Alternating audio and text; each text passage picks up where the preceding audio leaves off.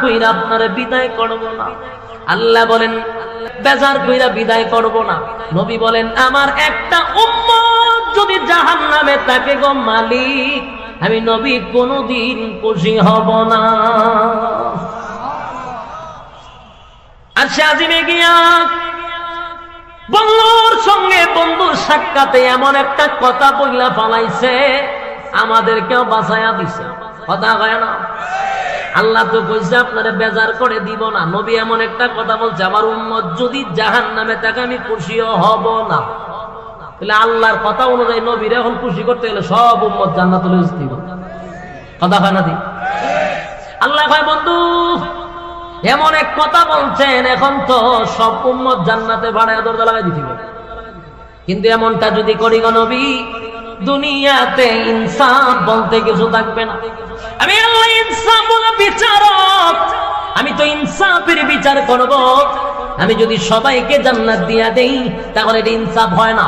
তার কারণ হলো একটা লোক আল্লাহর হুকুম রাসূলের তরিকা মানলো, হক হালাল মাইনা চললো, এরে আল্লাহ জান্নাত দিছে। আর একটা লোক সুদে ঘুষে আগামে কোগামে জীবন কাটাইছে, তারাও যদি জান্নাত দেয় বলুন তো দেখি ইনসাফ আছে? এটা ইনসাফের বিচার হইছে? আমার মালিক বলেন হাবিব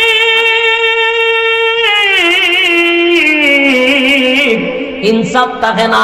তাই আপনার সঙ্গে পরামর্শ বসুন, আপনার সঙ্গে পরামর্শ হবে। পরামর্শ হলো দুইটা অপশন দিব, যে কোনো একটা আপনি নিবেন, দুইটা একসাথে নেওয়া যাবে না। আল্লাহর নবী বলেন আমি মেনে নিলাম।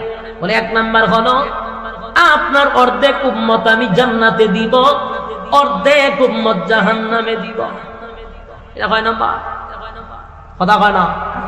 এটা হলো দুইটা অপশন, একটা যে কোনো একটাই নিতে হবে।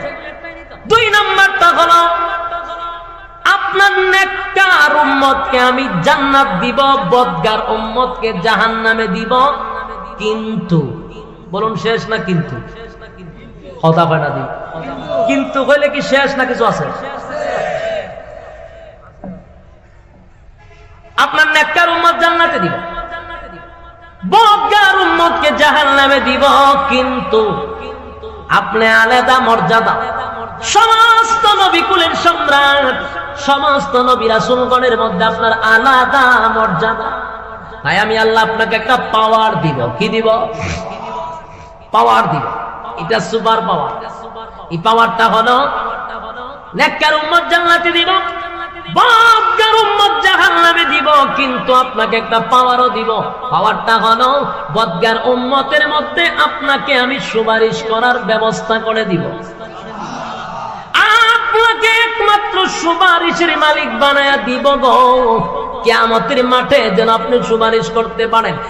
আর সুপারিশ করিয়া আপনার বদগার উম্মতকে আপনি জান্নাতে নিতে পারবেন। বলুন তো দেখি কোনটা ভালো হয়েছে? দ্বিতীয়টা। নবীও দ্বিতীয় নাম্বারটা নিচে, আল্লাহ আমি দ্বিতীয়টা নিচ্ছি। নেককার জান্নাতে যাবে, বদগার জাহান্নামে যাবে, কিন্তু নবীর সুপারিশের অধিকার দেওয়া হবে।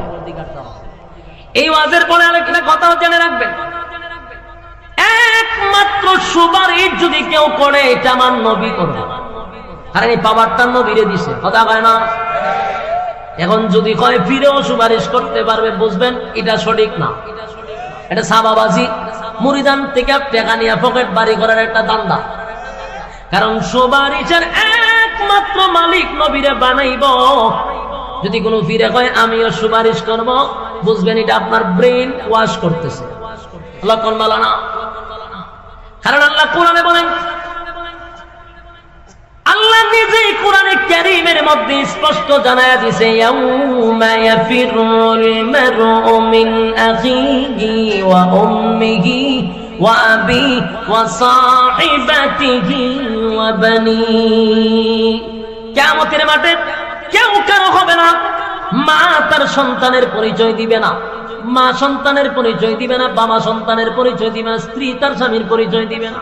আমি আপনাদের কাছে জানতে চাই, মা যেই জায়গায় সন্তানের পরিচয় দেয় না রে, ফিরে যাইবনি মুরিদানের পরিচয় দিত।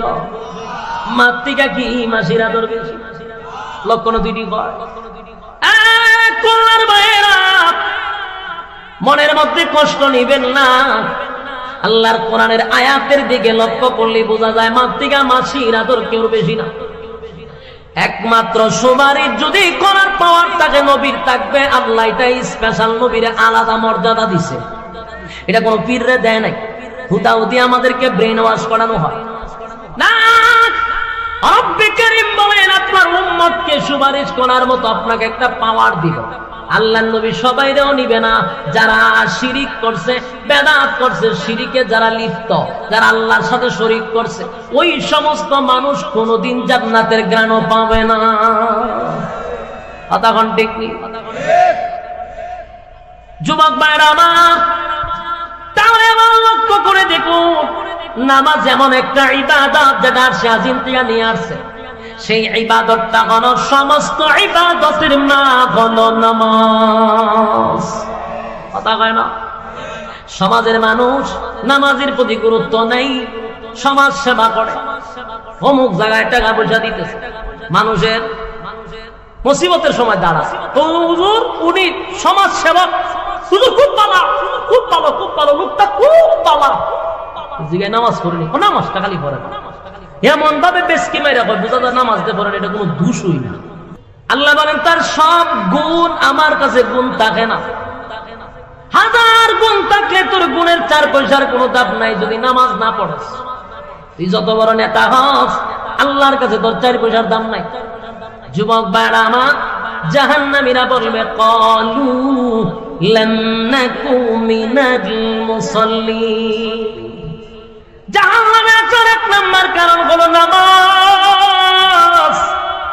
নামাজ পড়তাম না দুনিয়ায়, তাই জাহান্নামে আসছি। আল্লাহর নবী বলেন নামাজ এমন একটি ইবাদত, যে ইবাদতের মাধ্যমে আল্লাহর সঙ্গে বান্দার মেরাজ হয়। আল্লাহ বলেন নবী গো, মুসা আলাইহিস সালাতু ওয়াস সালাম তুর পাহাড়ে আমার সঙ্গে কথা বলতে আসতো, কালিমুল্লাহ মুসা। তার আর আমার মাঝখানে 70,000 পর্দা থাকতো। কিন্তু আপনার উম্মত যখন নামাজে দাঁড়ায়, বান্দা আর আল্লাহর মধ্যে কোনো পর্দা থাকে না।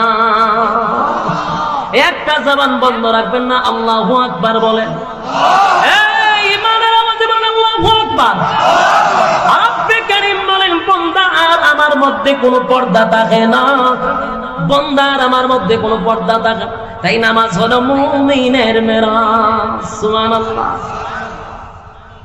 নামাজের জন্য নবী বিদায়ের বেলা পয়গম্বর আলীর কথা বলে নাই, হুসাইনের কথা বলে নাই, হাসাইনের কথা বলে নাই। শেষবারের মতো নবী বলেছেন আয়েশা, মসজিদে নববীর ভিতরে নামাজ শুরু হয়ে গেছে। সাহাবায়ে কেরাম নবীর অপেক্ষায় অনেকক্ষণ ধরে অপেক্ষায় বসে আছে, রে নবী তো আসে না। অক্ত চলে যায় না। আবু বকরের নেতৃত্বে যখন নামাজে দাঁড়ায় গেল, সাহাবায়ে কেরামরা কান্নার রুল ফলাইয়া দিছে। হায় রে, আবু বকর যেহেতু ইমামতির মুসল্লায় দাঁড়ায় গেছে, আর কোনদিন নবীর পিছনে নামাজ পড়তে পারবো না। কান্নার রোল পড়ে গেল, নামাজ শুরু হয়ে গেছে। আল্লাহর নবী বলেন আয়েশা, মাথাটা একটু উঁচু করে মসজিদে নববীর দিকে ধরে রাখো। আম্মা জান আয়েশা নবীজির মাথা মুবারকটা উঁচু করে ধরলেন। নবী তাকায়া দেখে আবু বকরের ইমামতিতে মসজিদে নববীর মধ্যে নামাজ শুরু হয়ে গেছে। বিশাল জামাত, পয়গম্বর জামাত দেখে চোখ দিয়ে পানি ছেড়ে দিছে। নবীজির দাড়ি মোবারক ভিজে ভিজে যখন চোখের পানিগুলা পড়তেছিল, আম্মা জান আয়েশা বলেন নবীজি, আমার আব্বার ইমামতিতে নামাজ শুরু হয়ে গেছে গো। আপনি নামাজের দৃশ্য দেখে চোখের পানি গুলো ছেড়ে দিয়ে কেন কাঁদলেন? আল্লাহর নবী বলেন আয়েশা, সব কান্না কিন্তু দুঃখের কান্না নয় গো, এটা আমার আনন্দের কান্না, এটা আমার আনন্দের কান্না। আমি দুঃখে কান্দি না, এটা আমার আনন্দের কান্না। এই নামাজ কায়েম করার জন্য তায়েফের ময়দানে আমার রক্ত রঞ্জিত হইছি। আমি তায়েফের ময়দানে রক্তে রঞ্জিত হইয়া বেহুশ হয়ে পড়ে গেছি নামাজ কায়েম করার জন্য। উহুদের ময়দানে দান ভাঙছি নামাজ কায়েমের জন্য। আমি যখন নামাজের সিজদায় যাইতাম, আবু জাহিল্লা নারী বুড়ি উঠে আমার উপরে রেখে দিত, আমার গলার মধ্যে গামছা লাগিয়ে আমার টান মারতো নামাজে গেলে। এত নির্যাতন করছে এই নামাজ কায়েমের জন্য। আজকে আমি তাকায়া দেখি, আমি দুনিয়ার থেকে গেলেও আমার সাহাবায়ে কেরামদের নেতৃত্বে যে বিশাল একটা জামাত শুরু হয়েছে, সেই আনন্দে আমার চোখের পানি চলে আসছে। না না, এটা কোনো দুঃখের কান্না নয়, ব্যথার কান্না নয়, আমার আনন্দের কান্না। জোরে কোন সুবহান। যুবক ভাইরা আমার, শেষবারের মতো নবী বলছেন আসসালাত আসসালাত আসসালাত, এই উম্মতেরা নামাজ ছাড়বি না।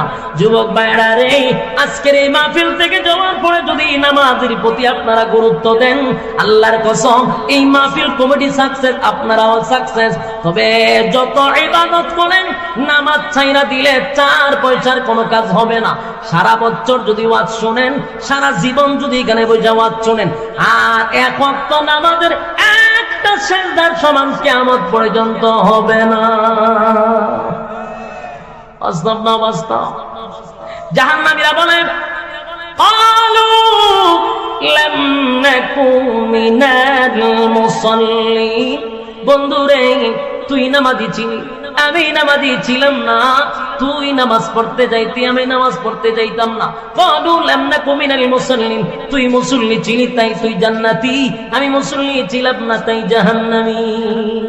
কয় নাম্বার? আরো জোরে বিষয় কয় না গেল, কয় না? 1 নাম্বার গেল। এবার জান্নাতীরা বলে, তারপরে বল কেন জাহান্নামে আসছো? জাহান্নামীরা জাহান্নামে আসার 2 নাম্বার কারণ বর্ণনা করো। জাহান্নামে কেন আসলো, কিসে তারা জাহান্নামে নিয়ে আসছে? 2 নাম্বার কারণটা বলবে।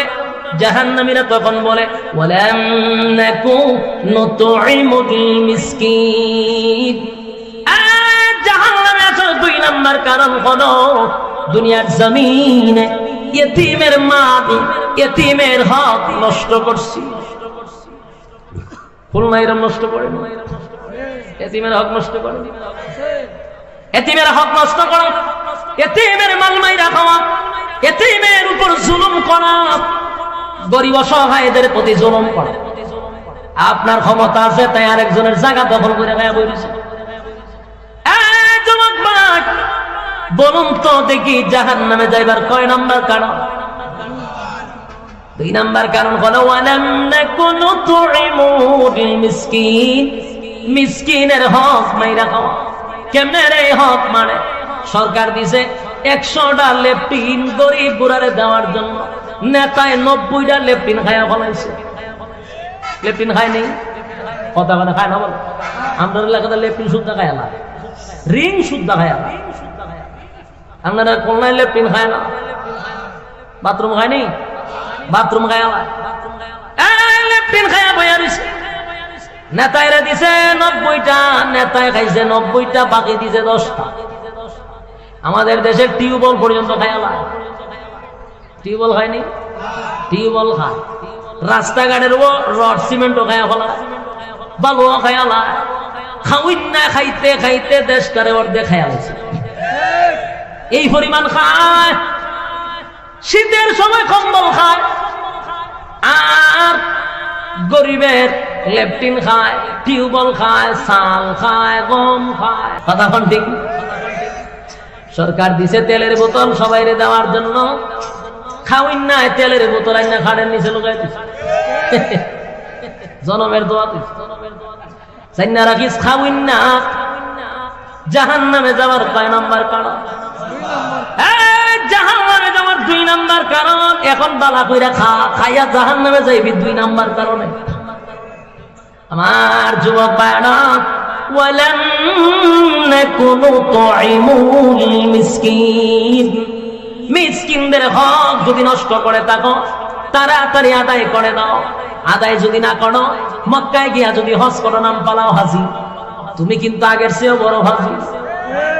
মোটেও কিন্তু তুমি হাজি হও নাই, ফাজি হইয়া বইয়া রইছো। যতক্ষণ না পর্যন্ত আরেকজনের হক তুমি আদায় করে না দিবা, কিয়ামত পর্যন্ত যদি হায়াত দাও আর খানায় কাবার সামনে যদি বলেন মালিক মাফ কইরা দেন, আল্লাহ কয় জুতাটা মারি তোর কপাল। আরেকজনের হক মাইরা খাইছো, তার আমার কাছে মালিক মাফ করে দাও, আগে বন্দার হক আদায় করে দাও। বন্দার হক যদি আদায় না করস, জিন্দেগি তো কোনদিন মাফ পাবি না। আপনারা গীতা কইন, যুবক ভাইরা আমার,